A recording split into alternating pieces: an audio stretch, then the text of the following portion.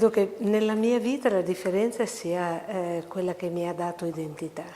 Io sono perché sono diversa e questa diversità sono profondamente convinta che è quella che ha generato tutte le relazioni con gli altri, relazioni positive, le relazioni più difficoltate. Parlo della differenza, ad esempio, più evidente, che è quella di genere, che sicuramente è stata una differenza che ha segnato la costruzione della mia identità come donna e anche come persona in genere, dandomi dei tratti che sono sicuramente personali, ma anche che mi fanno appartenere a una delle identità, delle grandi identità del genere umano, che è questo essere femminile. Cercare di interpretare la mia differenza come essere unico e irripetibile, come ciascuno di noi è, e la mia appartenenza al genere, alla diversità di genere. Cercare di anche interpretarlo ed esserlo, soprattutto grazie nel confronto con gli altri, perché altrimenti non potrei esistere se non c'è. Questa è una forte convinzione nella mia vita. È la differenza che è diventato attrattore o ha creato opposizione, ma è la differenza che ci fa esistere nella relazione. Secondo me, negando le differenze, noi ci neghiamo la possibilità di avere relazioni.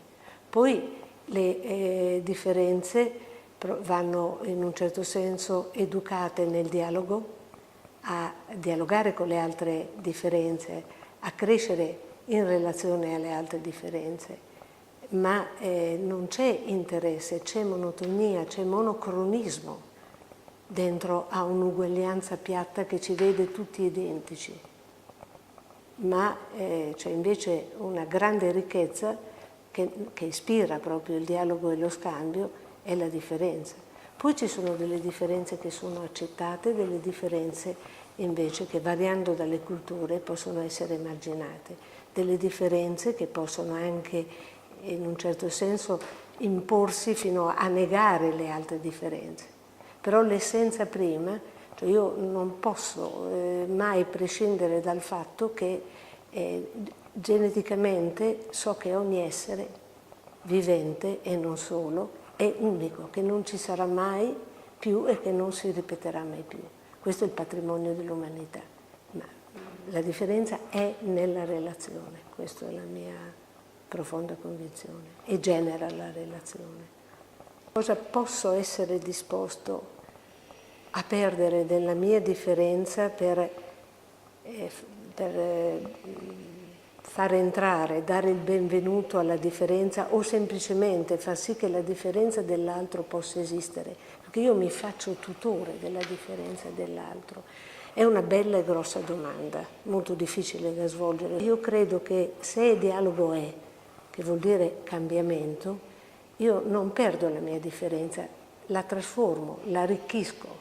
Ma il mio compito più profondo è quello di garantire la sua differenza e la mia differenza di esistere, di trasformarsi dentro questo dialogo, di rendersi capaci di ascoltarsi, di generare qualcosa di diverso, ma non annullarsi in un unicum che potrebbe essere appiattimento, monotonia, assenza di vita, perché la vita è differenza.